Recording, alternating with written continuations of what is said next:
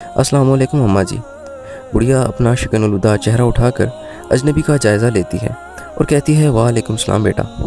चूँकि हज़रत उमर फ़ारूक रज़ियल्लाहु अन्हा खलीफ़ा वक़्त थे, आप रज़ियल्लाहु अन्हा ने अर्ज़ की, अम्मा कैसी गुज़र रही है? बुढ़िया ने जवाब दिया, बेटा उमर की खिलाफत में कैसी गुज़र सकती है?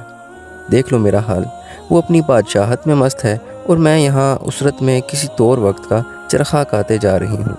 गुस्से में आ गए और कहा, अम्मा मदीने से हज़ारों मील दूर इस वीराने में कौन किस हाल में है, ये उमर कैसे जान सकता है? क्या तेरा ये शिकवा बेजान नहीं? बुढ़िया भी उमर रज़ियल्लाहु अन्हा ही की राय थी।